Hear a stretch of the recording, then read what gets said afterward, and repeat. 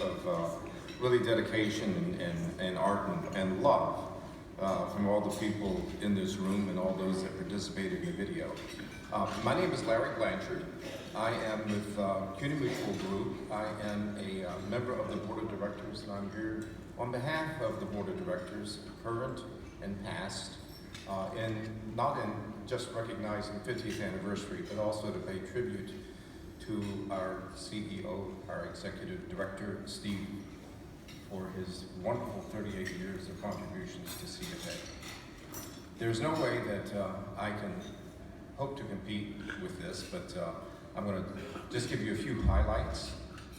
As I was getting ready to do this, I asked Steve, I said, what is it out of 38 years that you really want to impart? What is really important to you? And he said, I don't know how many of you worked with him, but Steve said, this could really be complicated. So let's just then his hands on his chin like that. This is common, Steve, go back. But what he said was, what I'm really proud of is in 38 years, we have never, ever done anything that would embarrass us in the press. So thank you.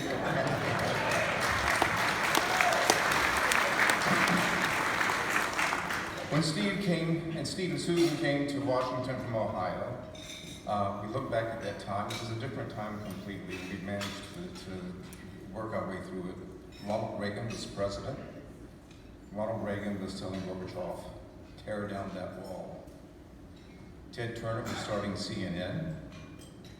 The first personal computer was being introduced into the marketplace by IBM. The first personal cellular phones were being introduced by Motorola. I'm not sure that Steve has that yet.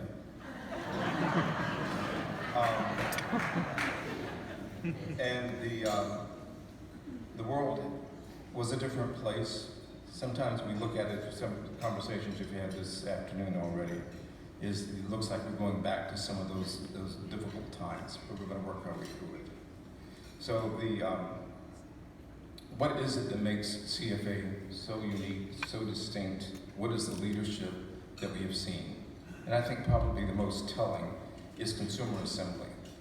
You look at the room here, we have immense audience of cooperative groups, which is where I come from, the credit union side of the table. We have the consumer advocates. We have all types of different groups that have one thing in common, and that is making sure that consumers are protected and consumer interests are advanced in Washington and in the state and the local governments. And I applaud all of you for the work that you do each and every day. Thank you.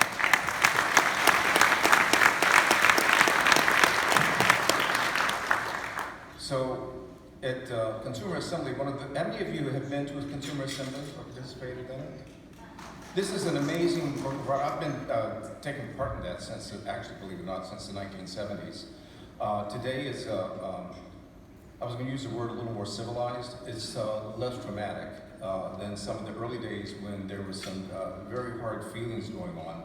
But what it does is bring together all the diverse interest groups to look at the public policies affecting food, nutrition, healthcare, automobiles, safety, finance, credit cards, you name it. We all come together, we discuss it for several days. Right now we're doing it by telephone and then coming together face to face. And we come up to some agreements that not all of us say, this is exactly where I want to go, but this is something that we can all support. This is unique in America. So it's a tribute to what Steve has been able to bring about, Steve and his staff, and the dedicated leaders from the consumer movement. Steve has led us on a series of issues as we go through the last 38 years. Credit cards, they have changed dramatically because of CFA's influence. Nutrition and food safety. You saw in the video some of the things that we have worked on. Auto insurance, motor vehicle safety, fuel efficiency, real estate brokerage, child care, daycare, elder care, all of these things. Also, Steve has helped proposed and developed new organizations on behalf of consumers. The advocates for highway and auto safety. I think we may have some representatives here. The Coalition Against Insurance Fraud, and I heard the group in the back, America Saves. Would the America Saves folks stand back there?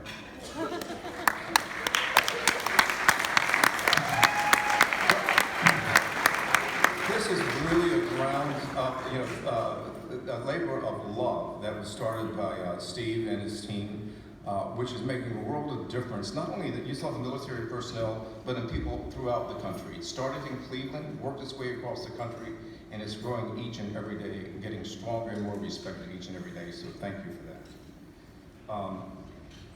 Importantly, CFA has been led by Steve in developing a culture of respected on facts. It's not just opinion, it's facts. It is based on research and analysis. There are no individual personalities that get in the way of it. There are some strong opinions that come through, but everything that CFA has done has been substantiated by what is in the best interest of the consumers. And I want to also comment on one of the things that the board has been so particularly blessed with under CFA's leadership, under Steve's leadership, and that is a staff that has been assembled. These are men and women who were brought, who were tapped, and Steve saw the potential in them. They have led us through some crises. They have made some significant changes in the public policy in Washington and the public policy in our state and local governments. But I'm going to share with you the statement from one of our former staffers who is now at Pew Research Center, Travis Plunkett, when we were asking about what do you think about Steve's leadership. It is easy to talk about the contributions that CFA staff have made in improving policy over the years, and there are many.